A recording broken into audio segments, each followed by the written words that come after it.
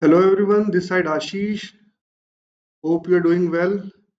Today going to we start the second part of the training series over ISO 22163. In this particular standard, we are talking about the railway quality management system. I hope you are attending my part one video over this standard in which we discuss the initial five clauses of this standard, including the history and introduction uh, available with respect to railway quality management system. We covered in initial clauses the introduction.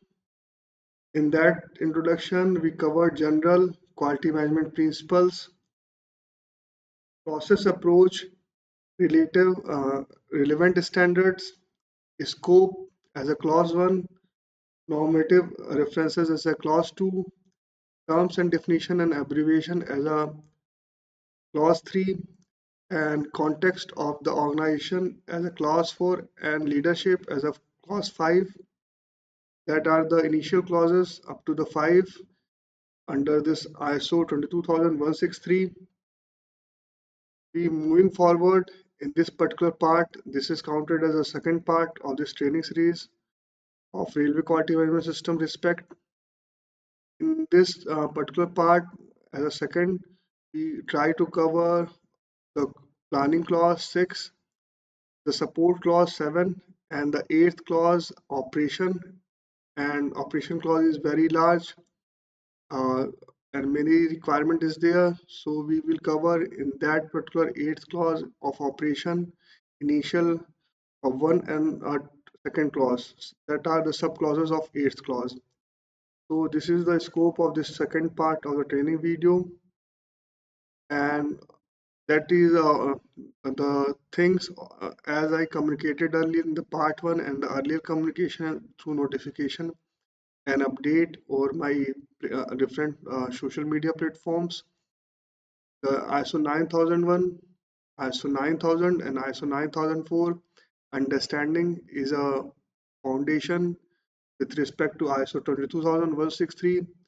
So please um, complete the training understanding, build your understanding through that training videos available over my YouTube channel that are essential uh, to build the further understanding with respect to ISO 22163, because I am to take references in different clauses, different sub clauses of the ISO 9001 as given in the ISO 22163, because that are the foundation to build the knowledge and to um, increase the knowledge with respect to railway quality management system.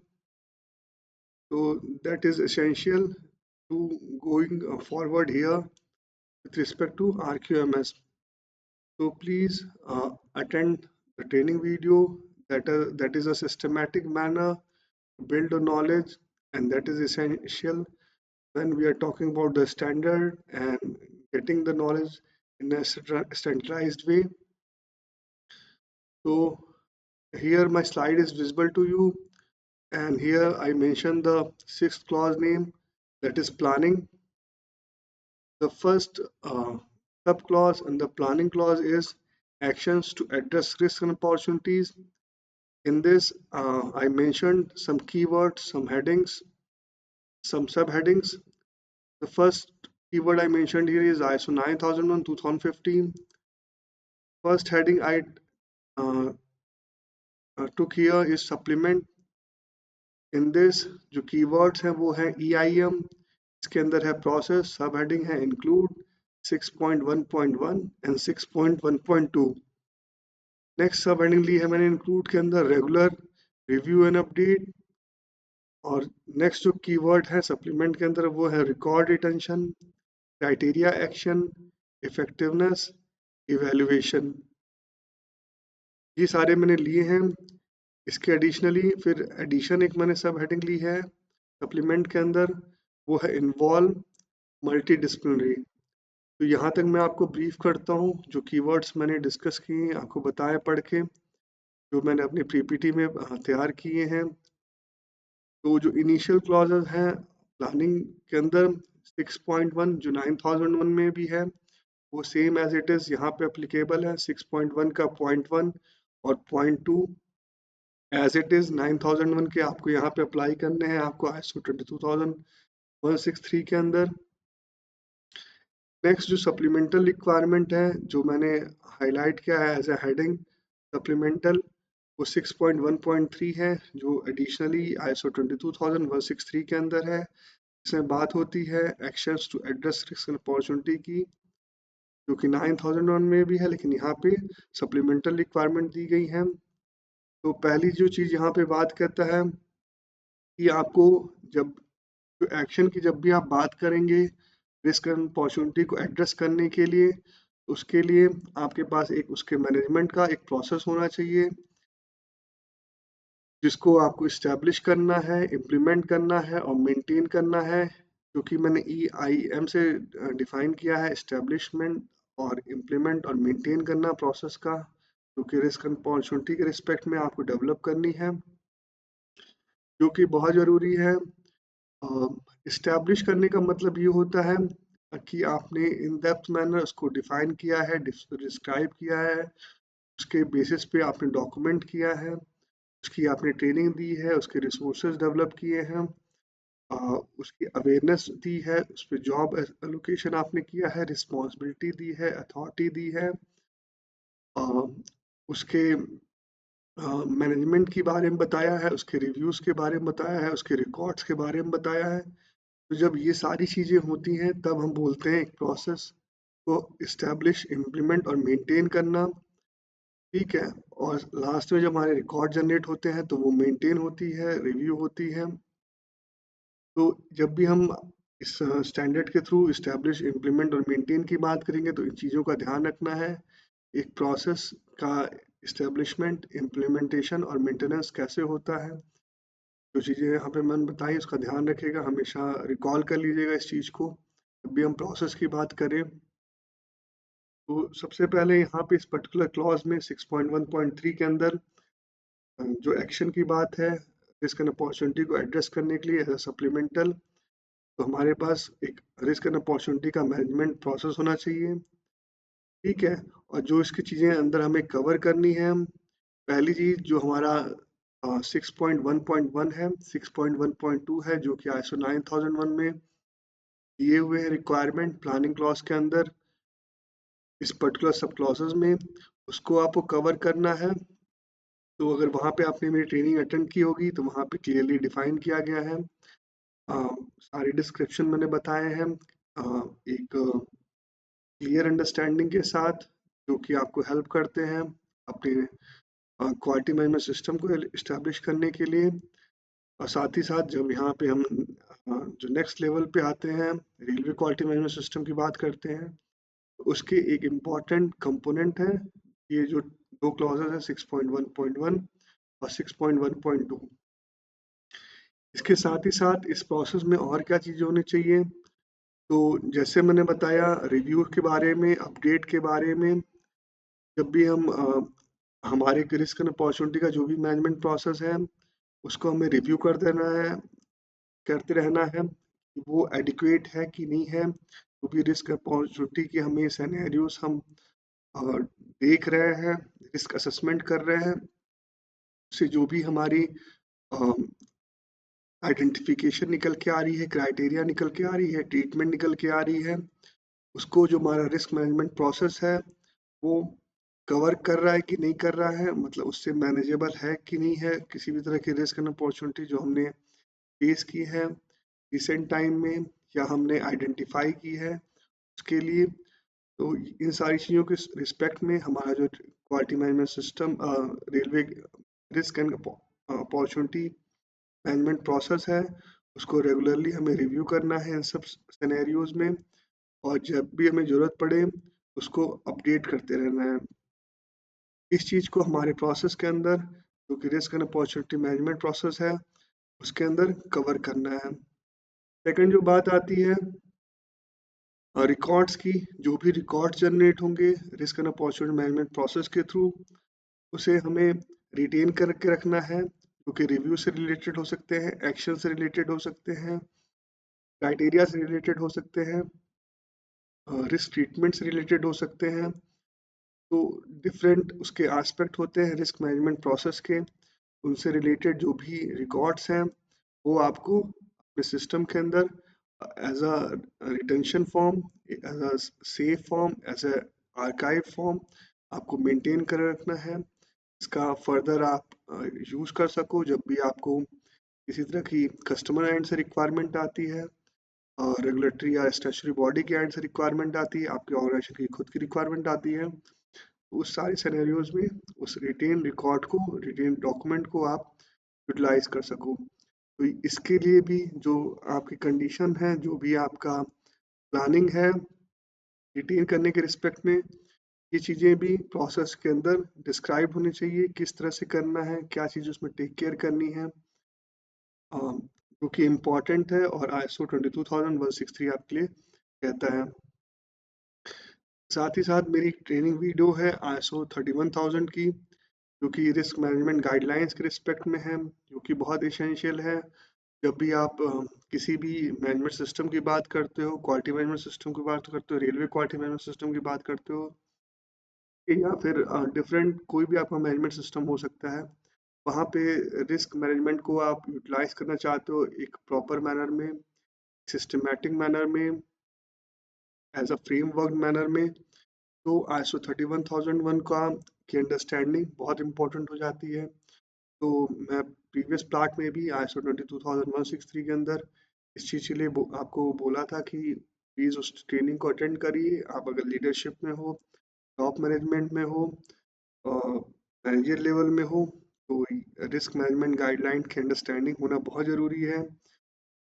तभी आप जो risk techniques हैं, जिससे FMEA है, FMECA है, इस तरह की डिफरेंट जो रिस्क टेक्निक्स हम अभी यहाँ पे डिस्कस करेंगे आने वाले क्लॉजेस में, जब स्टैंडर्ड आपको बोलेगा कि FMEA यूज़ करने के लिए, FMECA यूज़ करने के लिए और बेटर रिस्क एनालिसिस, तो उसके रिस्पेक्ट में आपको रिस्क मैनेजमेंट की जो गाइडलाइन है उसका क्लियर एक अंडरस्टैंडिंग होना चाहिए। तभी जो आउटकम्स आप एक्सपेक्ट करते हो रिस्क मैनेजमेंट के थ्रू, और रिस्क को एड्रेस करने के रिस्पेक्ट में, अपॉर्चुनिटी को एड्रेस करने के रिस्पेक्ट में, वो आपको सही तरीके से मिल पाती है। तो ये चीज़ें थी। तो हमारा ये हो गया, रिटेन रिकॉर्ड की बात हो गई। इसका जो प्रोसीजर होना चाहिए वो आपको प्रोसेस के अंदर डिस्क्राइब करना है, इंक्लूड करना है। साथ ही साथ जो एक्शंस आपने लिए हैं रिस्क एंड अपॉर्चुनिटी के रिस्पेक्ट में, उसका इवैल्यूएशन इफेक्टिवनेस के रिस्पेक्ट में, ये चीज़ें करना है।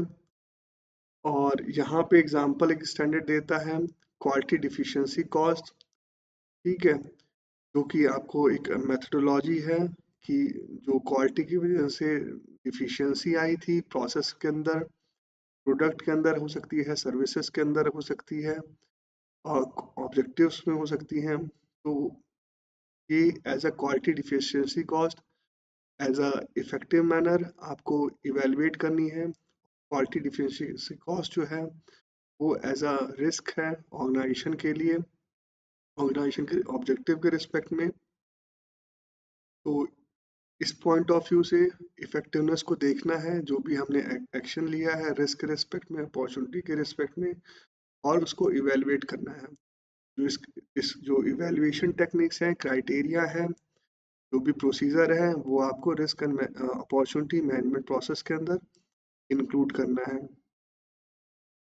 सेकंड जो इसमें बात करता है इवेल्युएशन का तरीका क्या होना चाहिए, उसमें आप FMEA यूज़ कर सकते हो, SWOT टेक्निक यूज़ कर सकते हो जब भी हम रिस्क मैनेजमेंट की बात करते हैं, ठीक है। और वो किसी भी स्टेज में हो सकता है, प्रोसेस के डिज़ाइन एंड डेवलपमेंट में हो सकता है, प्रोजेक्ट के रिस्पेक्ट में हो सकता है, प्रोडक्शन के रिस्पेक्ट में हो सकता है। और साथ ही साथ जब हम एक FMEA से एक नेक्स्ट लेवल पे जाते हैं, जब सेफ्टी के रिलेटेड हम कंसर्न होते हैं, तो हमें FMECA का यूज़ करना है as a risk technique for the risk management and address the actions with respect to it. तो ये चीज़ें हैं जो इनिशियल क्लॉज हमें बोलता है सप्लीमेंटल के थ्रू करनी चाहिए, क्योंकि ये नेसेसरी है, मतलब ऑब्लिगेटरी रिक्वायरमेंट्स हैं जो हमें फुलफिल करनी है। और ये जो हमने शैल शुड और की बात की थी, उसको डिफाइन किया था। ये शैल के अंदर चीज़ें रिक्वायरमेंट जो मैंने बताई वो स्टैंडर्ड कहता है। और FMEA SWOT FMECA की डिस्क्रिप्शन मैंने टर्म्स एंड डेफिनेशन में क्लियर बताई थी, क्या फुल फॉर्म है, क्या उसके डिस्क्रिप्शंस हैं। ठीक है, तो वहाँ पे अगर आपने मेरा पार्ट 1 वीडियो समझा होगा तो FMEA SWOT FMECA आपको क्लियर होगा। ठीक है, सेकंड जो यहाँ पे स्टैंडर्ड इस पर्टिकुलर क्लॉज में जो कि सप्लीमेंटल है, इसमें शुड में कुछ रिक्वायरमेंट देता है एज अ एडिशन। शुड का मतलब जैसे शैल जो है वो नेसेसिटी है, ऑब्लिगेशन है कि वो फुलफिल करना ही करना है। शुड की बात है, रिकमेंडेशन की बात होती है शुड में। जो जब भी हम स्टैंडर्ड में शैल शुड का रेफरेंस हमें मिलता है, तो यहाँ पे रिकमेंडेशन में जो चीज़ें हैं risk and opportunity management process के रिस्पेक्ट में, वो है कि जो इंटरेस्टेड पार्टी हैं उनको इन्वॉल्व करना, जो भी हमारा रिस्क एंड अपॉर्चुनिटी का असेसमेंट है उसके अंदर, और उसके थ्रू उनके रिव्यू को कलेक्ट करना, और जो एक्शंस हमें लेने हैं रिस्क या अपॉर्चुनिटी को एड्रेस करने के लिए, वो हम उस रिव्यू के बेसिस पे, एक शेयर्ड नॉलेज के बेसिस पे, एक शेयर्ड मैनर में हम एक्शंस जो हैं वो डेवलप कर सकें। ये पहली एडिशनल रिक्वायरमेंट है, रिकमेंडेशन है, जो प्लानिंग क्लॉज के अंदर ISO 22163 हमें देता है। सेकंड जो बात आती है एज अ रिकमेंडेशन इस पर्टिकुलर क्लॉज के अंदर, सप्लीमेंटल के प्लानिंग के अंदर, उसमें बात आती है मल्टी डिसिप्लिनरी की बात होती है कि मल्टी डिसिप्लिनरी अप्रोच यूज करना है जब भी एन रिस्क एंड अपॉर्चुनिटी को आपकी मैनेजमेंट की आप बात करें। तो जब आप रिस्क को आइडेंटिफाई करते हो तो उसके रिव्यू के लिए हमें मल्टी डिसिप्लिनरी अप्रोच का यूज करना चाहिए, जिससे हमारा जो असेसमेंट है रिस्क का के रिस्पेक्ट में वो बेटर हो जाता है, और हमें ज़्यादा बड़ा सैंपल स्पेस मिलता है अपनी नॉलेज को और डिसीजन को क्रॉस वेरीफाई करने के लिए और कंफर्म करने के लिए, एक डिसाइसिव डिसीजन मेकिंग करने के लिए।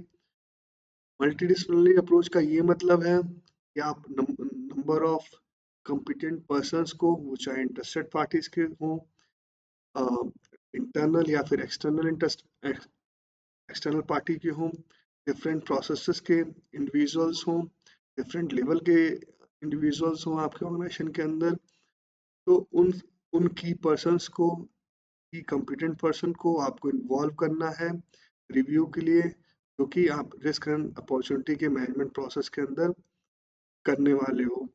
तो इन सारी चीज़ों के लिए आपको क्राइटेरिया सेट करना है कि जब भी आप रिस्क एंड अपॉर्चुनिटी के मैनेजमेंट प्रोसेस की बात करोगे, जो चीज़ें मैंने बताई उसके ऊपर आपकी ऑर्गेनाइजेशन की क्या माइंडसेट है, कैसे आप जो हमारा प्रोसेस जो है रिस्क एंड अपॉर्चुनिटी का है उसके मैनेजमेंट का, वो एक बेटर आप एज अ प्रोसेस डेवलप कर सकते हो, बना सकते हो, जिसे आपको इस्टेब्लिश, इम्प्लीमेंट और मेंटेन करना है।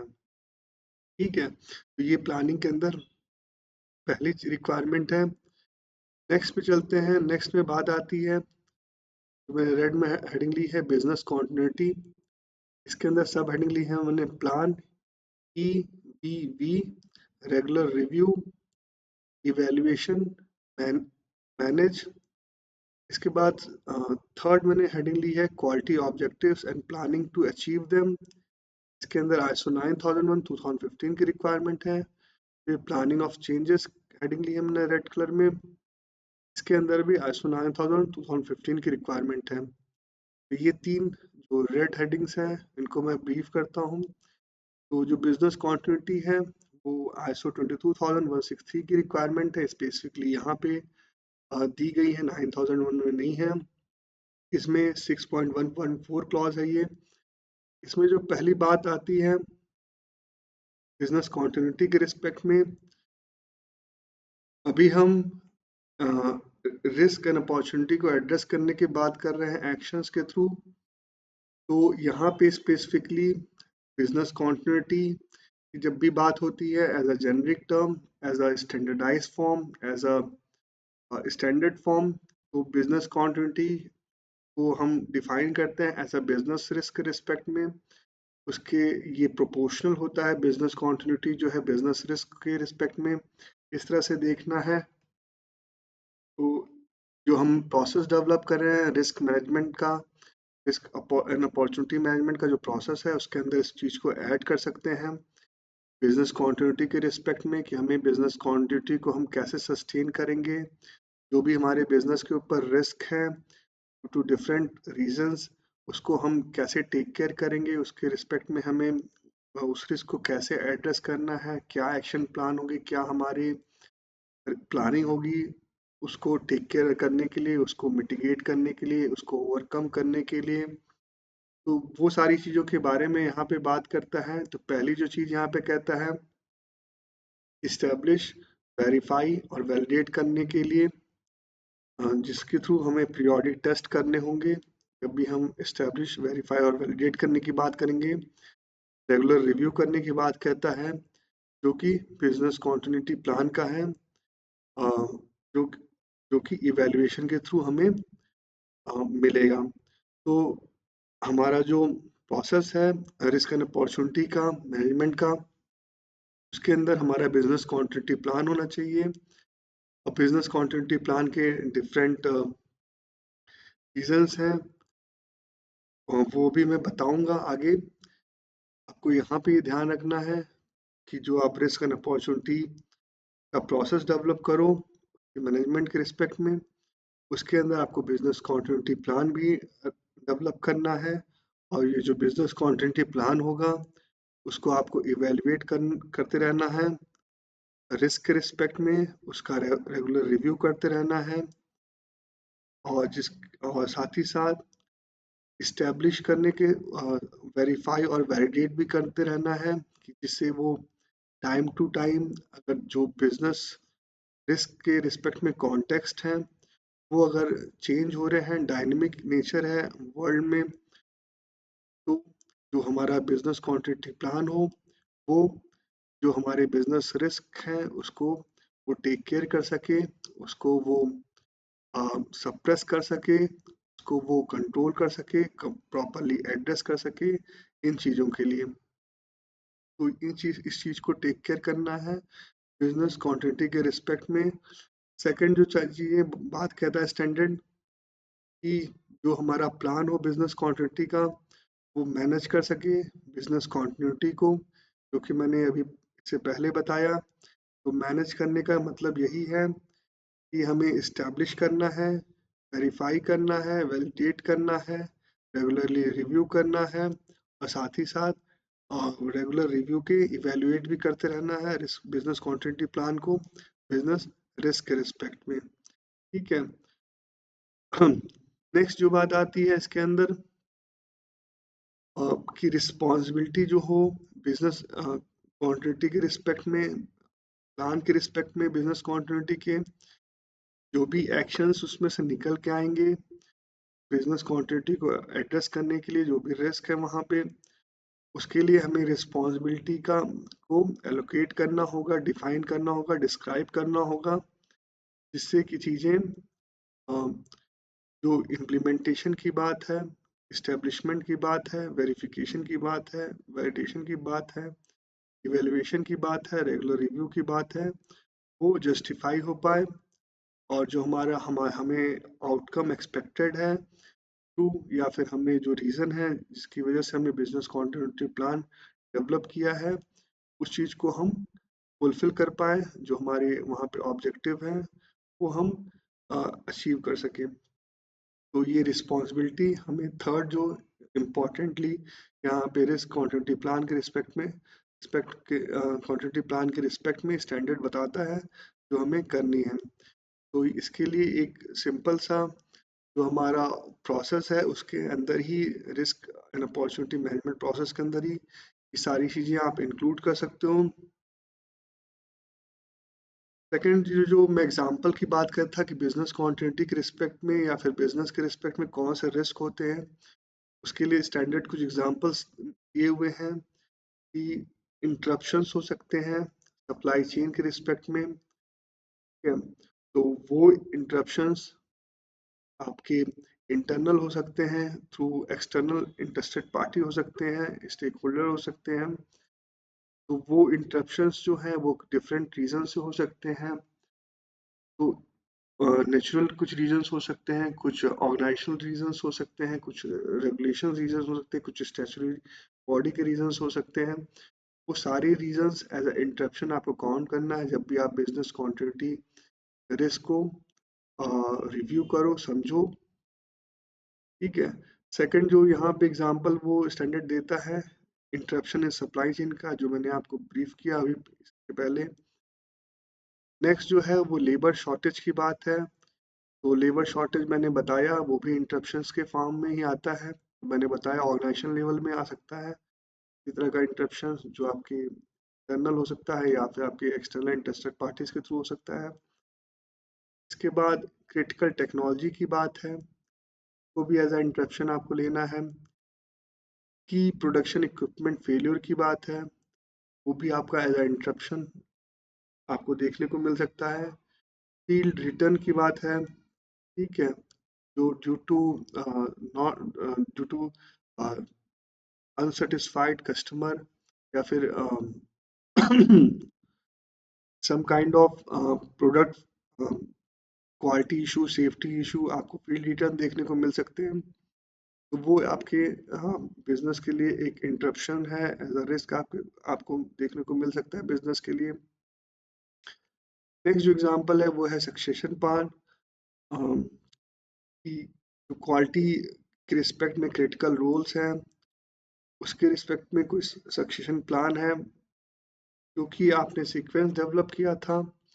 जो क्वालिटी के रिस्पेक्ट में एक रोल था as a sequence, as a process, वो कहीं ना कहीं डिस्टर्ब था। तो वो उसमें कोई से भी इशू हो सकते हैं। तो इस तरह का सीक्वेंस सीक्वेंस में जो कोई प्रॉब्लम आती है, वो इंटरप्शन क्रिएट करता है, तो वो भी हमारे लिए बिजनेस रिस्क की तरह हमें देखने को मिल सकता है। नेक्स्ट जो एग्जांपल स्टैंडर्ड के अंदर है वो है इंफॉर्मेशन टेक्नोलॉजी के रिस्पेक्ट में। जैसे हमारे आजकल साइबर थ्रेट्स हैं, ठीक है। तो साइबर थ्रेट्स और इंफॉर्मेशन किसी तरह की माइनिंग है या फिर कॉन्फिडेंशियलिटी लॉस है इंफॉर्मेशन के रिस्पेक्ट में, तो ये भी हमारे लिए as a business risk generate हो सकता है और इसको भी हमें टेक केयर करना है अपने बिजनेस कॉन्टिन्यूटी प्लान के अंदर। इसके बाद जो नेक्स्ट हमारा है वो as a example business continuity के बिजनेस रिस्क के रिस्पेक्ट में वो है कम्युनिकेशन, कि अगर किसी तरह का कम्युनिकेशन गैप है, किसी तरह का इंटरप्शंस है, वो इंटरप्शंस जो डिफरेंट रीजंस मैंने बताए अभी तक हमने डिस्कस किए, वो अगर प्रॉपरली कम्युनिकेट नहीं हुआ, इफिशिएंट मैनर में कम्युनिकेट नहीं हुआ, टाइमली मैनर में कम्युनिकेट नहीं हुआ, तो वो उस कम्युनिकेशन की वजह से उस कम्युनिकेशन लॉस की वजह से हमें एक बड़ा बिजनेस रिस्क हमारे लिए जनरेट हो सकता है और इस चीज़ को हमें टेक केयर करना है अपने बिजनेस कॉन्टिन्यूटी प्लान के अंदर। नेक्स्ट जो एग्जांपल है बिजनेस कॉन्टिन्यूटी के रिस्पेक्ट में, उसमें लॉसेस की बात है। लॉसेस हमारे डिफरेंट रीजंस हो सकते हैं, कुछ प्रोडक्ट क्वालिटी के रिस्पेक्ट में हो सकते हैं, प्रोडक्ट सेफ्टी के रिस्पेक्ट में हो सकते हैं, लेबर शॉर्टेज की वजह से हो सकते हैं, क्रिटिकल टेक्नोलॉजी चेंज की वजह से हो सकते हैं, किसी तरह का भी इंटरप्शन है सप्लाई चेंज के अंदर, उसकी वजह से हो सकते हैं, इंफॉर्मेशन टेक्नोलॉजी का कंप्रोमाइज हो जाने की वजह से हो सकती है, कम्युनिकेशन गैप की वजह से हो सकते हैं। तो ये एज अ लॉसेस काउंट होते हैं विथ रिस्पेक्ट टू बिजनेस और इसको एज अ बिजनेस रिस्क हमें इवेल्युएट करना है, टेक केयर करना है अपने बिजनेस कॉन्टिन्यूटी प्लान के अंदर, ठीक है। नेक्स्ट जो इसमें एग्जांपल बिजनेस कॉन्टिन्यूटी के रिस्पेक्ट में आती है वो होती है इमरजेंसी, किसी तरह की है या फिर क्राइसिस है, तो उस चीज़ के लिए भी आपको टेक केयर करना है इस पर्टिकुलर पैरामीटर को अपने बिजनेस कॉन्टिन्यूटी प्लान के अंदर। इमरजेंसी और क्राइसिस की बात ये है, जैसे नेचुरल डिजास्टर की बात है या फिर पैराडेमिक की बात करें हम, जैसे कि अभी हमारा कोरोना बीता है, ठीक है।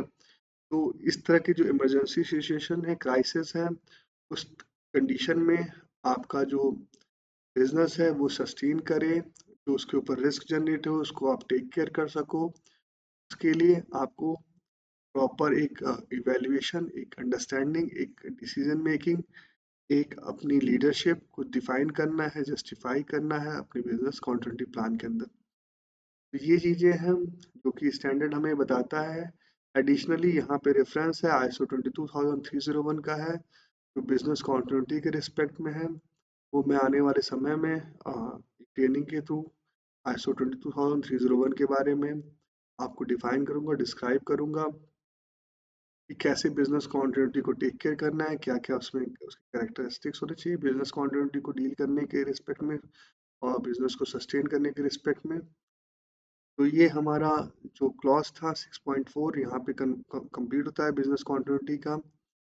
नेक्स्ट जो बात है प्लानिंग के अंदर वो है 6.2 क्लॉज, इसमें है quality objectives and planning to achieve them. इसमें आईएसओ 9001 का रेफरेंस है। तो आईएसओ 9001 में रिक्वायरमेंट्स दी हुई हैं इस पर्टिकुलर क्लॉज में 6.2 में, एज इट इज़ यहाँ पे अप्लाई करनी है और वो सफिशिएंट है जो रेलवे क्वालिटी मैनेजमेंट सिस्टम है आईएसओ 22163 के रिस्पेक्ट में उसकी रिक्वायरमेंट को फुलफिल करने के लिए। ये 6.2 था। इसके नेक्स्ट जो है लास्ट क्लास प्लानिंग के अंदर वो है प्लानिंग ऑफ चेंजेस की बात। तो 6.3 ये प्लानिंग ऑफ चेंजेस जो है 9000 में भी है, एज इट इज़ जो 9001 की रिक्वायरमेंट है 115 वर्जन की, वो आपको यहाँ पे 6.3 में रखनी है प्लानिंग ऑफ चेंजेस के रिस्पेक्ट में अपने रेलवे क्वालिटी मैनेजमेंट सिस्टम में। और वो सफिशिएंट है, जो हमारी कंफर्मिटी है, कंप्लायंसेस है, हमारा जो एम है आरक्यूएमएस के थ्रू उसको फुलफिल करने के लिए। तो यहाँ तक हमारा 6 क्लॉज था जो कि कंप्लीट हुआ। नेक्स्ट क्लॉज पे चलते हैं। नेक्स्ट क्लॉज है 7th सपोर्ट का आईएसओ 22163 के अंदर। तो सपोर्ट मैंने यहाँ मेंशन किया है। बस सब क्लॉज है सपोर्ट के अंदर रिसोर्सेज। हम यहाँ पे सपोर्ट की बात करेंगे, किस किस तरह की सपोर्ट की रिक्वायरमेंट है आरक्यूएमएस के रिस्पेक्ट में, रेलवे क्वालिटी मैनेजमेंट सिस्टम के रिस्पेक्ट में। हमने लीडरशिप डिस्कस कर लिया, context of the organisation discuss कर लिया, प्लानिंग के रिस्पेक्ट में डिस्कस कर लिया, क्या चीज़ें टेक केयर करनी है, कैसे चीज़ों को मैनेज करना है। अब हमें क्या क्या सपोर्ट चाहिए, रिसोर्सेज क्या चाहिए इन चीज़ों को फुलफिल करने के लिए, स्मूथ बनाने के लिए। रिसोर्सेज या फिर सपोर्ट इस तरह से समझना है, सपोर्ट के अंदर में किसी भी तरह की human, machine, tool, equipment, infrastructure, facility, competency, knowledge, ये सारी चीज़ें एज सपोर्ट काउंट होती हैं। ठीक है, तो इसका ध्यान रखिएगा जब हम इस क्लॉज को अभी डिटेल में डिस्कस करेंगे। तो रिसोर्सेज के अंदर पहला जो है वो है जनरल। इसमें आईएसओ 9001 2015 की रिक्वायरमेंट है। ये सप्लीमेंटल रिक्वायरमेंट है जो कि सब हेडिंग लिया है process, EIM, EAC। Second heading ली है इसके अंदर सप्लीमेंट के resources needed, current order book, forecast, scarcity, retain record, people ISO 9001 2015, infrastructure ISO 9001 2015, environmental for the operation of processes ISO 9001 2015, monitoring and measuring resources। तो मैं यहाँ तक आपको ब्रीफ करता हूँ environmental तक, जो कि ऑपरेशनल प्रोसेस के लिए कैसी होनी चाहिए, फिर उसके बाद मॉनिटरिंग एंड मेजरिंग रिसोर्सेज पे चलेंगे। तो सपोर्ट के बारे में बताया, सपोर्ट क्या क्या चीज़ें होती हैं। जब हम सपोर्ट की बात करते हैं, एक well establish, well implemented, well integrated railway quality management system के रिस्पेक्ट में हम देखते हैं कन्फर्मिटी को इंश्योर करते हैं, उसकी अप्लायंसेस को इंश्योर करते हैं आरक्यूएमएस की। वो क्या क्या सपोर्ट चाहिए हमें उसको फुलफिल करने के लिए, और किस तरह से हमें आरक्यूएमएस के थ्रू इसको जस्टिफाई करना है, कंफर्म करना है कि हमने जो प्रॉपर सपोर्ट की रिक्वायरमेंट है ओवरऑल मैनेजमेंट सिस्टम के रिस्पेक्ट में वो किस तरह से इंटीग्रेट हो सकती है, तो वो चीज़ें यहाँ पे हैं। तो जनरल जो हमारा 7.1 क्लॉज है रिसोर्सेज, उसके अंदर जनरल है 7.1.1। इसमें एज इट इज़ ISO 9001 2015 की जो रिक्वायरमेंट है 7.1.1 की, वो एज इट इज़ आपको लेनी है, जो वहाँ पे दी गई है उसको कंसीडर करना है, उसको यहाँ अप्लाई करना है आपको RQMS के अंदर।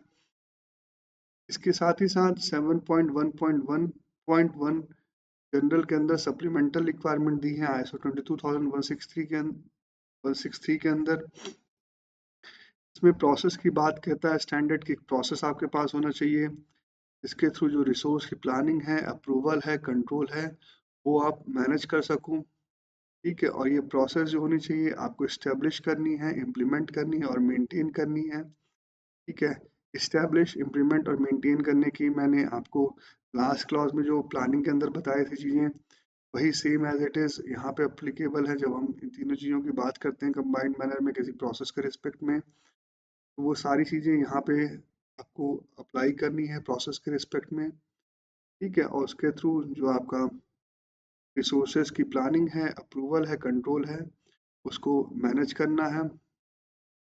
ठीक है, प्लानिंग इस तरह से समझना है प्लानिंग को रिसोर्सेज के रिस्पेक्ट में, कि जब हम एक प्रोसेस को डेवलप करते हैं या फिर एक ऑब्जेक्टिव के रिस्पेक्ट में एक प्रोसेस को देखते हैं, उसके की परफॉर्मेंस इंडिकेटर्स को देखते हैं, उसके परफॉर्मेंस इंडिकेटर्स को देखते हैं, तो फिर हम प्लान करते हैं कि क्या एडिक्वेट रिसोर्सेज की रिक्वायरमेंट है, उसके रिस्पेक्ट में हमारे पास क्या एग्जिस्टिंग है और क्या हमें नए लेने पड़ेंगे रिसोर्सेज, या फिर हमें अवेलेबल कराने पड़ेंगे, या वो रिसोर्सेज हमें नए चाहिए होंगे अपने सिस्टम के अंदर।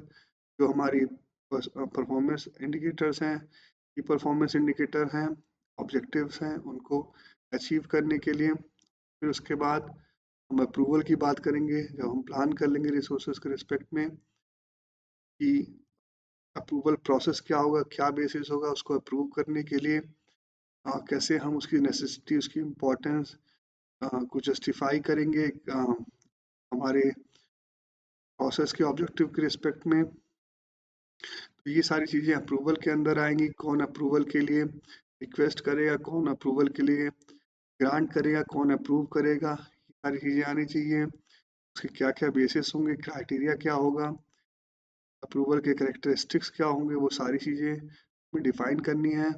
और लास्ट कंट्रोल की बात है प्रोसेस के अंदर, तो कंट्रोल कैसे होगा, जो गवर्नेंस है ओवरऑल रिसोर्सेज का, उसके रिस्पेक्ट में हमारा जो कंट्रोल है वो कैसा होना चाहिए, उसकी बात इसके अंदर प्रोसेस के अंदर आनी चाहिए।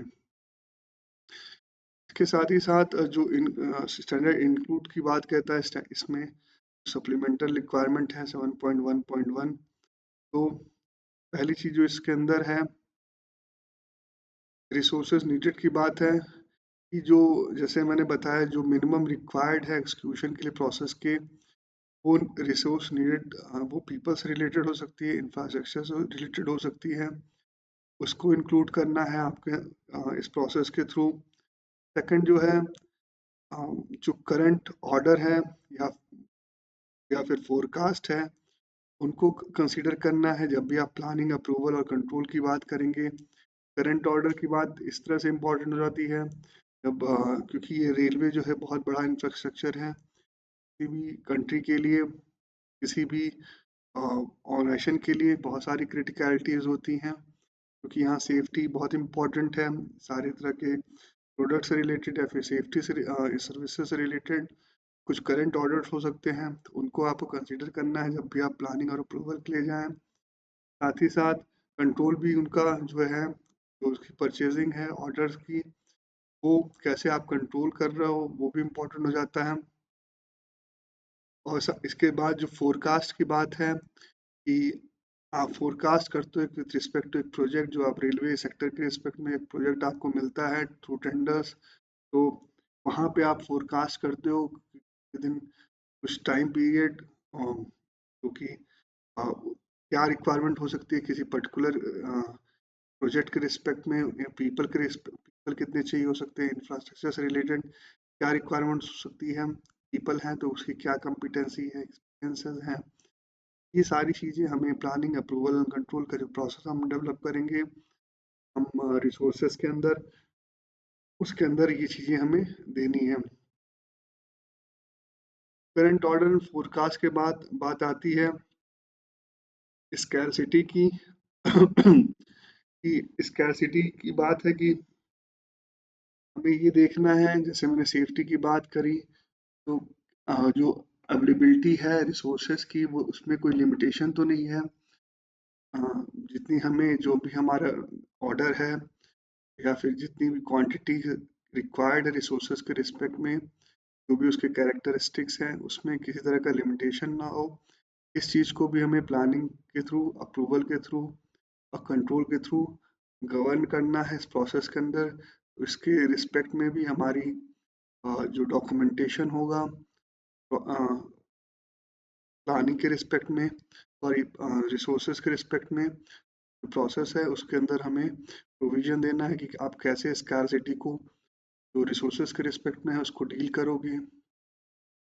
और क्योंकि हमारा जो एंड गोल है वो अ, एक तो सेफ्टी है, दूसरा टाइम है, क्योंकि बहुत इंपॉर्टेंट है रेलवे सेक्टर के रिस्पेक्ट में। तो उन दोनों चीज़ों को फुलफिल करने के लिए हमारा स्कार्सिटी जो है, लिमिटेशन है रिसोर्सेज की, उसको कंसीडर करना, उसके रीजंस को, और उस पे हमारा एक्शन प्लान क्या होगा और कैसे कंट्रोल करेंगे उस चीज़ को, ये बहुत इंपॉर्टेंट हो जाता है।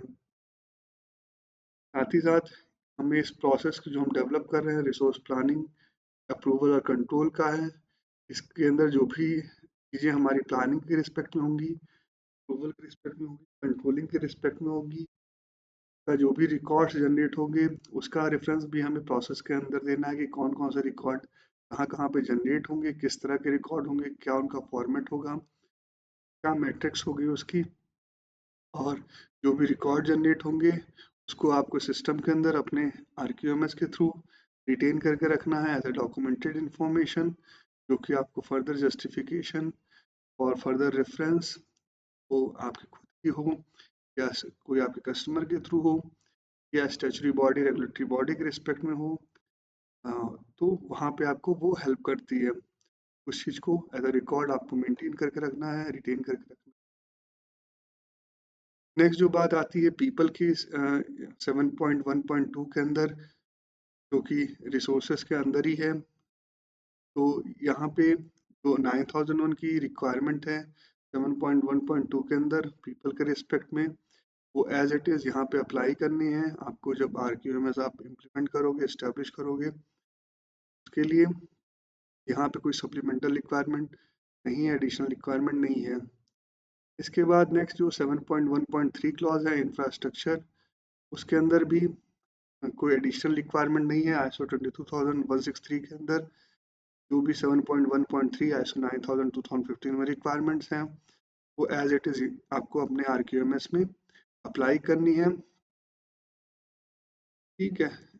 और नेक्स्ट जो आती है बात, वो आती है 7.1.4 की, इसमें बात होती है environment for operation of processes की। तो इसके अंदर भी जो आईएसओ 9000 की रिक्वायरमेंट है स्टैंडर्ड के अंदर, वो सेम एज इट इज़ यहाँ पे अप्लाई करनी है आपको अपने आरक्यूएमएस के अंदर आईएसओ 22163 के अंदर। जब आप कन्फर्मिटी और कंप्लायंसेस के लिए जाओगे एज अ सिस्टम ऑफ आरक्यूएमएस, तो यहाँ तक हमारा 7.1.4 क्लॉज था।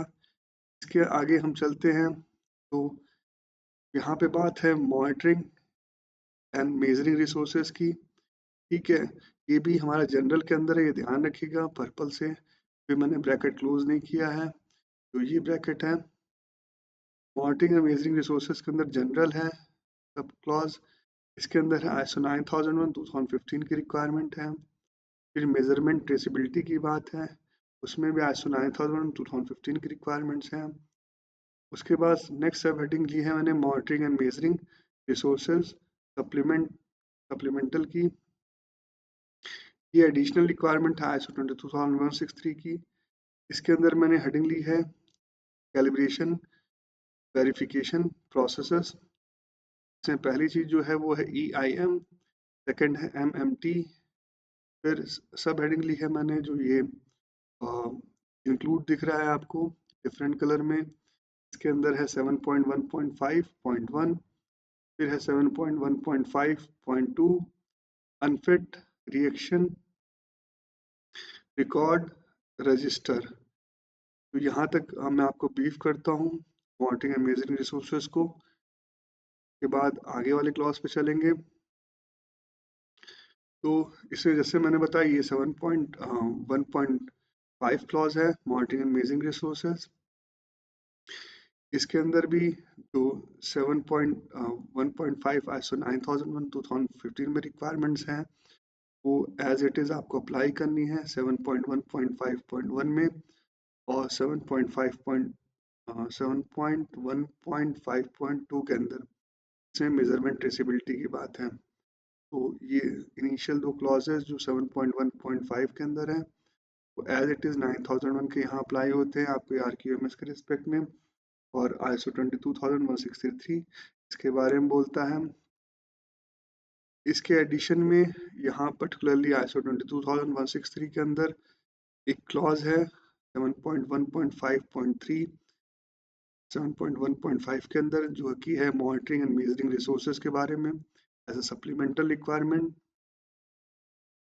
तो यहाँ पे जो बात आती है कि हम मॉनिटरिंग एंड मेजरिंग रिसोर्सेज कैसे करेंगे, तो ये आप बेसिकली जब कंट्रोल की बात करते हो तो उसका एक पार्ट है ये मॉनिटरिंग एंड मेजरिंग रिसोर्सेज के रिस्पेक्ट में। तो यहाँ पे भी प्रोसेस की बात सबसे पहले करता है स्टैंडर्ड प्रोसेस होना चाहिए।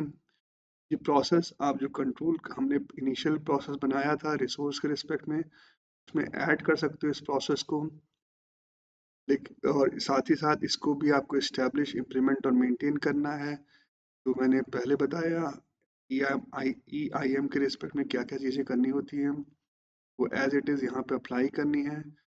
प्रोसेस को की बात आप करेंगे, और जो मॉनिटरिंग एंड मेजरिंग है उसके लिए स्पेसिफिकली स्टैंडर्ड कैलिब्रेशन और वेरिफिकेशन की बात करता है। ठीक है, वेरिफिकेशन जो उसकी एडुकेसी है, रिसोर्स की उसके कैरेक्टराइजेशंस हैं, कैरेक्टरिस्टिक्स हैं, स्पेसिफिकेशन है, उसके रिस्पेक्ट में आपको उसको वेरीफाई करना है थ्रू मॉनिटरिंग और थ्रू मेजरिंग। साथ ही साथ जहाँ पे भी कैलिब्रेशन की रिक्वायरमेंट है उनको कैलिब्रेट करना है। तो ये ध्यान रखिएगा यहाँ पे कैलिब्रेशन आपको ऐसा नहीं सोचना है किसी के इक्विपमेंट के बारे में है, और ये वेरिफिकेशन जो है इक्विपमेंट के बारे में है, क्योंकि हमने पीपल की बात कर ली है, हमने इंफ्रास्ट्रक्चर की बात कर ली है, इन्वायरमेंट की बात कर ली है प्रीवियस क्लासेस में सपोर्ट के अंदर। ये जो कैलिब्रेशन और वेरिफिकेशन है, ये जो टेक्निक्स हैं, ये इन सारी चीज़ों को कवर करती है, चाहे पीपल हो, चाहे इंफ्रास्ट्रक्चर हो, चाहे इन्वायरमेंट हो, इन्वायरमेंट ऑपरेशन के रिस्पेक्ट में, प्रोसेस के रिस्पेक्ट में। ठीक है, तो ये चीज़ें इंश्योर करनी है इस प्रोसेस के थ्रू कैलिब्रेशन और वेरिफिकेशन की टेक्निक यूज़ करके जो मॉनिटरिंग और मेजरिंग है रिसोर्सेज का उस चीज़ को। इसके साथ ही स्टैंडर्ड यहाँ पे टूल्स की बात कहता है कि आपको रिसोर्सेज के अंदर टूल्स को भी कंसीडर करना है जो कि स्पेशल प्रोसेस के रिस्पेक्ट में हो सकते हैं, उनका भी कैलिब्रेशन और वेरिफिकेशन है उसको इंश्योर करना है जो भी आप process monitoring and measuring resources के रिस्पेक्ट में डेवलप कर रहा हूँ। तो ये टूल्स इम्पोर्टेंट हो सकते हैं, जो भी इम्पोर्टेंट टूल्स आपको लगते हैं उसको आपको इसमें ऐड करना है। टूल्स की हैंड हेल्ड टूल्स की हमने डिफिनीशन डिस्कस की थी टर्म्स एंड डिफिनीशंस के अंदर, तो वहाँ से आप समझ सकते हो उसका सेम रेफरेंस यहाँ यूज़ करना है टूल के रिस्पेक्ट में होते क्या हैं। तो जो भी इम्पोर्टेंट टूल्स हैं स्पेशल प्रोसेसेस के रिस्पेक्ट में, इनकी बहुत इंपॉर्टेंस है प्रोसेस के रिस्पेक्ट में, उसका भी कैलिब्रेशन और वेरिफिकेशन आपको मेंटेन करना है। इसकी वजह से आपके जो प्रोसेस हैं उसकी जो या परफॉर्मेंस इंडिकेटर्स हैं या फिर फर्दर की परफॉर्मेंस इंडिकेटर हैं वो डेविएट हो सकते हैं। तो इन सारे सिनेरियो में वो टूल बहुत इंपॉर्टेंट हो जाता है। ठीक है, और किसी तरह का आपके बिजनेस कॉन्टिन्यूटी के ऊपर इंटरप्ट कर सकता है, इस तरह से इस चीज़ को देखना है। नेक्स्ट जो बात आती है स्टैंडर्ड के अंदर वो इंक्लूड करने की कुछ बात कहता है कि क्या क्या चीज़ें इंक्लूड करनी है मॉनिटरिंग अमेजिंग रिसोर्सेज के रिस्पेक्ट में जो हम प्रोसेस बना रहे हैं। तो पहली चीज़ जो है इसमें वो रेफरेंस हमें मिलता है 7.1.5.1 का और 7.1.5.2 का, कि वो चीज़ें जो रिक्वायरमेंट है क्योंकि हमें 9001 से लेनी है, उसका रेफरेंस है ISO 22163 के अंदर। वो एज इट इज़ इस प्रोसेस के अंदर उस रिक्वायरमेंट्स को कवर करना है इस प्रोसेस के अंदर। सेकंड जो बात आती है कि इन केस कोई डेविएशन मिलता है हमें रिसोर्सेस के अंदर टू मॉनिटरिंग एंड मेजरिंग, या फिर वो जो भी उनकी रिक्वायर्ड कैरेक्टरिस्टिक्स हैं के अंदर वो हमें फील होता है कि वो अनफिट है जो उनका इंटेंडेड पर्पज है उसके रिस्पेक्ट में, उस केस में हमें कैसे रिएक्ट करना है, इस चीज़ की एक मेथडोलॉजी, इसकी एक टेक्नोलॉजी और टेक्निक हमें अपने प्रोसेस के अंदर मॉनिटरिंग एंड मेजरिंग की जो प्रोसेस है उसके अंदर देना है कि हम कैसे उस सिचुएशन को डील करेंगे। ठीक है, तो उसमें क्लियर गाइडेंस होना चाहिए उस प्रोसेस के अंदर, जिससे हम इंश्योर कर सकें जो हमारे KPIs हैं, PIs हैं और ऑब्जेक्टिव्स हैं प्रोसेस के रिस्पेक्ट में। सेकंड जो बात इसमें है कि जो डॉक्यूमेंटेड इंफॉर्मेशंस हैं, रिकॉर्ड्स हैं, जब भी हम through out calibration verification monitoring and measuring करेंगे रिसोर्सेज के रिस्पेक्ट में, किसी भी तरह का पीपल का, इंफ्रास्ट्रक्चर का, इक्विपमेंट्स का, इन्वायरमेंट का, टूल्स का, जो भी रिकॉर्ड्स जनरेट होंगे हमारे उन उसके रिस्पेक्ट में हमें रिकॉर्ड्स वो जो हैं वो रिटेन करके रखने हैं एज एविडेंस, जो कि हम फर्दर इन फ्यूचर जैसी ज़रूरत पड़ती है, हमें रिक्वायरमेंट मिलती है, हम उसे यूटिलाइज कर सकें और यूज़ कर सकें। ठीक है, इसके बाद जो नेक्स्ट बात आती है रजिस्टर की, कि यहाँ पे स्पेसिफिकली ISO 22163 जो बात कहता है कि रजिस्टर मेंटेन करने के लिए जो सारे तरह का रिसोर्स है अ, उसके रिस्पेक्ट में उनका क्या टाइप है, उनका यूनिक आइडेंटिफिकेशन क्या है, लोकेशन क्या है, किसके अंदर वो किसके चार्ज में वो पर्टिकुलर रिसोर्स है, साथ ही साथ उसके इंटरवल्स क्या हैं कैलिब्रेशन के, वेरिफिकेशन के। तो ये रिसोर्सेज के रिस्पेक्ट में आपके ऑर्गेनाइजेशन के अंदर, आपकी कंपनी के अंदर रजिस्टर होना चाहिए, इसमें ये सारी डिटेल्स अवेलेबल हो, प्रेजेंट हो और एज अ रेफरेंस डॉक्यूमेंट ये रजिस्टर आप यूज़ कर सको जब भी आपकी मॉनिटरिंग एंड मेजरिंग के लिए प्रोसेस जाओ। तो अगर कोई सॉफ्टवेयर है एज अ टूल आप यूज़ कर रहे हो अपने सिस्टम के अंदर, तो उसको भी एज अ रिसोर्स आपको काउंट करना है, ये ध्यान रखिएगा।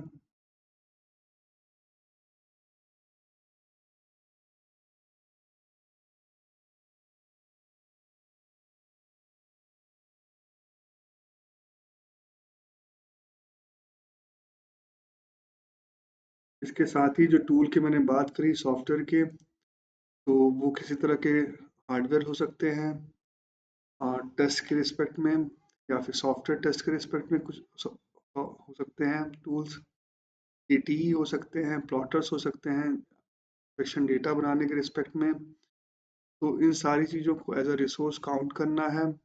इक्विपमेंट्स में कुछ आपके पर्सनली ओल्ड हो सकते हैं आपके ऑर्गेनाइजेशन के द्वारा, कुछ इन हाउस डेवलप्ड हो सकते हैं या कस्टमर के द्वारा सप्लाई हो सकते हैं, या फिर कोई एक्सटर्नल प्रोवाइडर आपको प्रोवाइड कर रहा हो as per your project. Railway sector, इस तरह के जो भी सिनेरियोज हैं, जो भी पर्टिकुलर्स हैं, जो भी रिसोर्सेज हैं, उनको काउंट करना है और उसको इंक्लूड करना है जब भी आप मॉनिटरिंग एंड मेजरिंग की बात करोगे और उसके रिस्पेक्ट में जो प्रोसेस डेवलप कर रहे हो। तो इन सारी चीज़ों के रिस्पेक्ट में आपको चीज़ें गवर्न करनी है और इंक्लूड करनी है। यहाँ पे हमें स्टैंडर्ड का एक रेफरेंस मिलता है ISO 112 का, जो है मेजरमेंट मैनेजमेंट सिस्टम की बात है 112 के अंदर। तो यहाँ ज़रूरी नहीं है कि आप ISO 112 पढ़ो तभी कर पाओगे जो प्रॉपर मॉनिटरिंग एंड मेजरिंग है रिसोर्सेज की वो। यहाँ पे आप एक प्रॉपर मैट्रिक्स डेवलप कर सकते हो based on your basically competency, your knowledge, your exposure, your depth of subject. तो चीज़ें बेटर कर सकते हो इसके रिस्पेक्ट में। यहाँ पे इंफॉर्मेशन एफिशिएंट है जो स्टैंडर्ड बताता है चीज़ों को फुलफिल करने के लिए। ये जो स्टैंडर्ड का रेफरेंस है ISO 10012 का, ये एज अ नोट में है, ठीक है। लेकिन एक बेटर अंडरस्टैंडिंग के लिए आप इस स्टैंडर्ड को पढ़ सकते हो, समझ सकते हो। फर्दर हम कंटिन्यू करते हैं अपने ISO 22163 के अंदर। तो एक कंडीशन यहाँ पे आती है जब आप इंटरनली जो कैलिब्रेशन है, वेरिफिकेशन है, उसको मैनेज करते हो अपने रिसोर्सेज के रिस्पेक्ट में। तो वहाँ पे आपको क्या क्या चीज़ें करनी चाहिए जो कि रिक्वायर्ड है RQMS को फुलफिल करने के लिए, कन्फर्मिटी डिक्लेयर करने के लिए RQMS के रिस्पेक्ट में। तो जब भी आप इंटरनल कैलिब्रेशन और वेरिफिकेशन के लिए जाओगे तो आपके पास मेथड्स होने चाहिए जो जहाँ पे स्टैंडर्डाइज मेथड की बात होती है, और एक्सेप्टेंस क्राइटेरिया आपको क्लियर होना चाहिए जब भी आप स्टैंडर्डाइज मेथड यूज़ करते हो उसके रिस्पेक्ट में किसी भी कैलिब्रेशन और वेरिफिकेशन एक्टिविटी के लिए। इसमें मेरा एक ISO 17025 का ट्रेनिंग वीडियो है जो कि बेसिकली लेबोरेटरी की कॉम्पिटेंसी के बारे में है। तो वो आप वीडियो देख सकते हो, वहाँ से आपको अंडरस्टैंडिंग मिलती है एक इन डेप्थ कि क्या चीज़ें आपको फुलफिल करनी है, इंश्योर करनी है जब एक प्रॉपर आप कॉम्पिटेंट लेबोरेटरी के पॉइंट ऑफ व्यू से वर्क करते हो उस कंडीशन में, क्योंकि यहाँ पे आप कैलिब्रेशन और वेरिफिकेशन इंटरनली रिसोर्सेज का करने जा रहे हो। सेकंड जो बात है, जब आप इंटरनल कैलिब्रेशन और वेरिफिकेशन परफॉर्म करोगे रिसोर्सेज का, कि जो एम्बिएंट कंडीशंस हैं वो सुटेबल होनी चाहिए। जो भी मेथड हम स्टैंडर्डाइज यूज़ कर रहे हैं उसमें एम्बिएंट कंडीशंस के बारे में डिस्क्राइब होता है कि क्या रिक्वायरमेंट है एम्बिएंट टेम्परेचर या कंडीशंस की। तो वो चीज़ें फुलफिल करना है जब भी आप कैलिब्रेशन और वेरिफिकेशन के लिए जाओ इंटरनली रिसोर्सेज के लिए। साथ ही साथ तो नेक्स्ट जो बात ISO 22163 कहता है, जो कैलिब्रेशन और वेरिफिकेशन के रिजल्ट्स हैं उसके रिकॉर्ड आपको जनरेट करने हैं, और उसमें जो चीज़ें आपको मेंटेन करनी है रिकॉर्ड के अंदर वो यूनिक आइडेंटिफिकेशन उस रिकॉर्ड का, जो भी आपने रिसोर्स का कैलिब्रेशन और वेरिफिकेशन किया है उसके रिस्पेक्ट में किस दिन परफॉर्म किया है कैलिब्रेशन और वेरिफिकेशन, ये चीज़। नेक्स्ट जो बात आती है रेफरेंस स्टैंडर्ड, इसके बेसिस पे कैलिब्रेशन आपने किया है, वेरिफिकेशन किया है उस वो चीज़, और साथ ही साथ प्रोसीजर क्या यूटिलाइज किया है कैलिब्रेशन और वेरिफिकेशन के लिए। ये सारी डिस्क्रिप्शंस आपको रिकॉर्ड के अंदर एक आइडेंटिफिकेशन की, डेट की, रेफरेंस स्टैंडर्ड की, प्रोसीजर की आपको मिनिमम इंश्योर करनी है जब भी आप RQMS को अपने यहाँ इस्टेब्लिश करो, इंटीग्रेट करो और इंटरनल कैलिब्रेशन और वेरिफिकेशन का रिसोर्सेज का आप करते हो। तो यहाँ तक बात थी हमारी जो हमने बात करी मॉनिटरिंग अमेजिंग रिसोर्सेज की। इसके नेक्स्ट जो सब क्लॉज है वो है ऑर्गेनाइजेशनल नॉलेज की। इसके अंदर फर्स्ट जो कीवर्ड लिया है मैंने ISO 9000 2015। सेकंड है इसके अंदर फिर सप्लीमेंटल रिक्वायरमेंट है, इसके अंदर शैल है, शैल में है experience, good practices, lesson learn, communication, फिर है एलोकेट रिस्पॉन्सिबिलिटी, ट्रांसफर नॉलेज, फिर है process, software tool, encourage sharing, protect knowledge. तो ऑर्गेनाइजेशन नॉलेज बहुत इंपॉर्टेंट है जो एक सस्टेनेबल मैनर में एक ऑर्गेनाइजेशन को रन करने के लिए, की ग्रोथ को इस्टेब्लिश करने के लिए बहुत ज़रूरी है। जब आप ऑर्गेनाइजेशन नॉलेज की बात करते हैं, जो भी नॉलेज आप गेन करते हो एज अ कंपनी, वो जिसमें इंटरनल इंटरेस्टेड पार्टीज का कंट्रीब्यूशन होता है, एक्सटर्नल पार्टीज का इंटरेस्टेड पार्टीज का कंट्रीब्यूशन होता है, उनसे जो आप कम्युनिकेशन करते हो, कंसल्टेशन लेते हो, उनको इन्वॉल्व करते हो टीम वर्क के रिस्पेक्ट में, किसी रिव्यू के रिस्पेक्ट में, किसी मैनेजमेंट डिस्कशन के पॉइंट ऑफ व्यू से, तब हमारी जो ऑर्गेनाइजेशनल नॉलेज है वो बिल्ड होती है।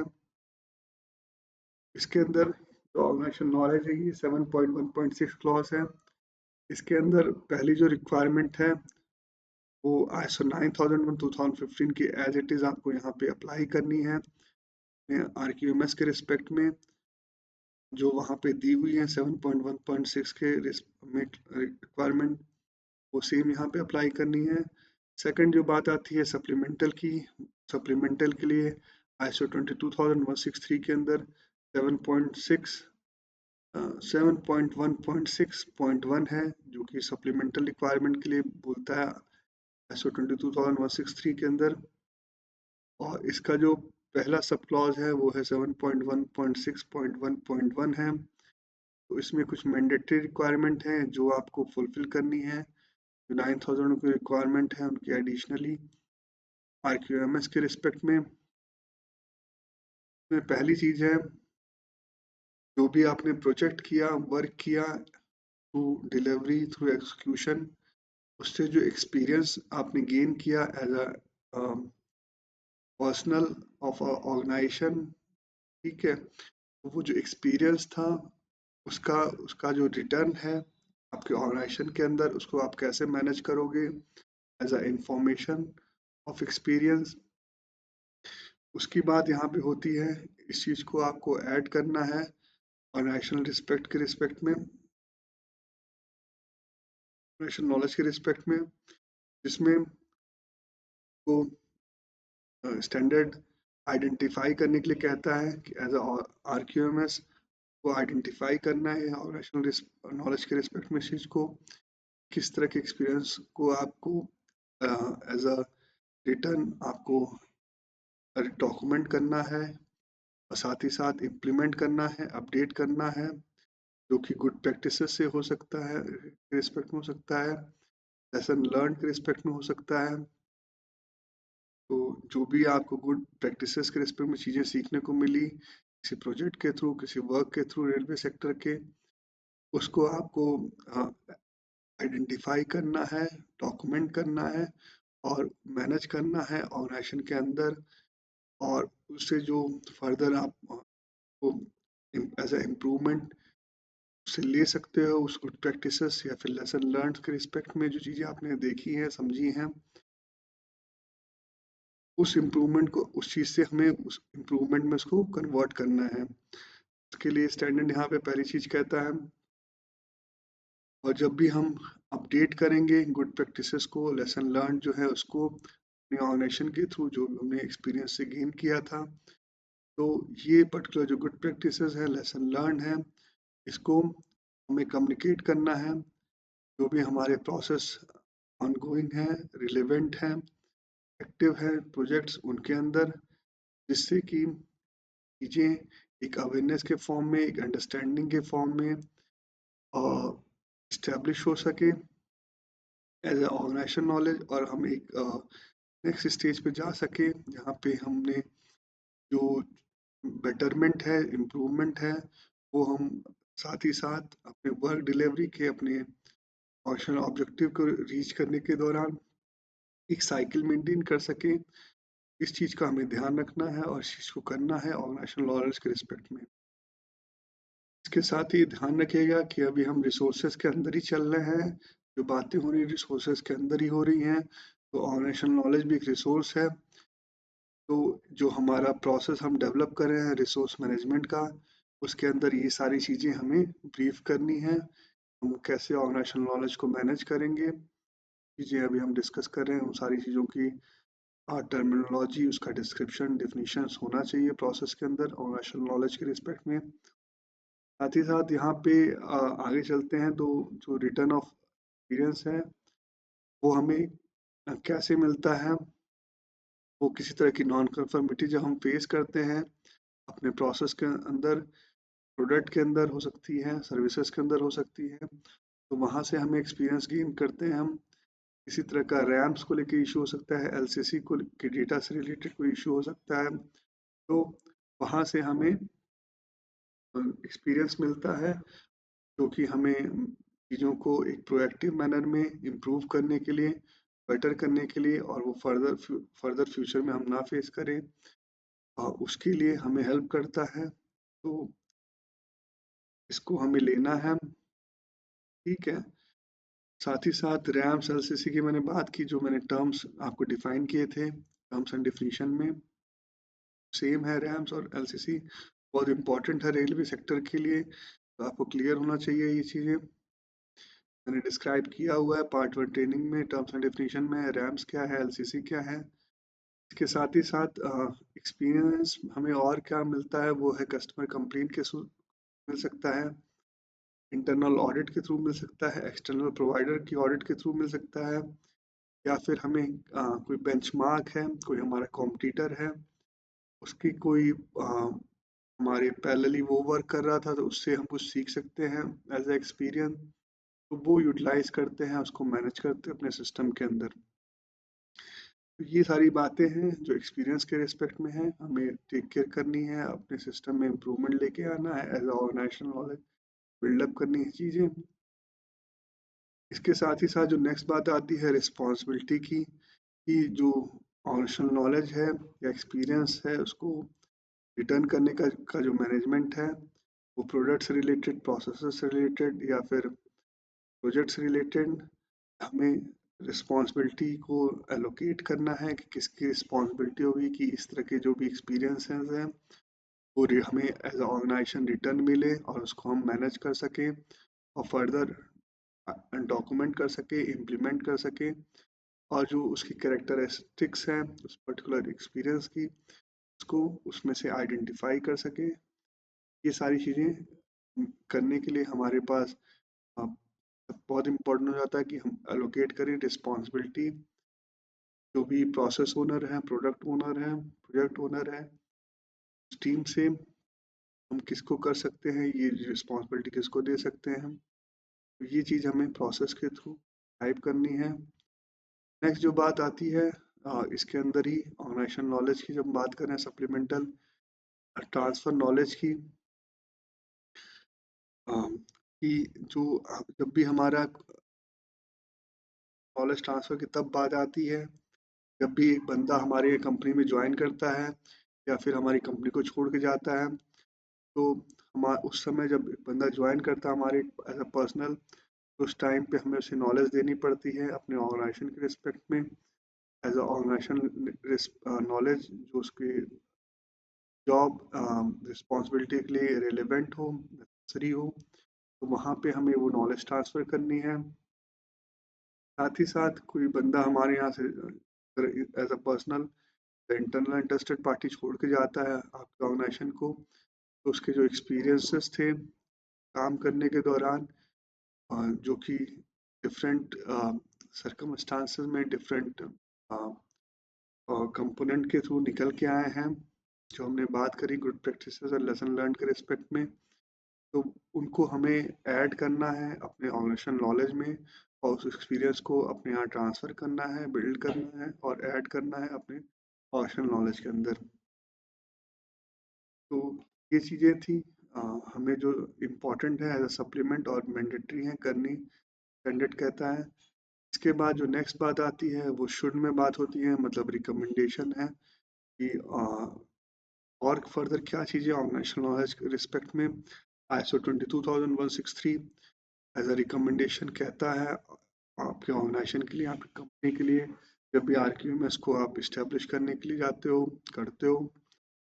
तो यहाँ पे प्रोसेस की बात आती है, तो यहाँ पे basically organisational knowledge management process की बात है, जिससे मैंने बताया इसे प्रीवियस क्लास में कि आपको एक प्रोसेस डेवलप करनी है, तो यहाँ पे रिकमेंडेशन है पर्टिकुलरली इस क्लास के अंदर, यहाँ पे सूट की बात हो रही है 7.1.6.1.2 है ये, तो आपके पास एक प्रोसेस होना चाहिए ऑर्गेनाइजेशनल नॉलेज के मैनेजमेंट को लेके, जिससे कि कन्फर्मिटी प्रोडक्ट एंड सर्विसेज की वो हम एडिक्वेटली अचीव कर सकें।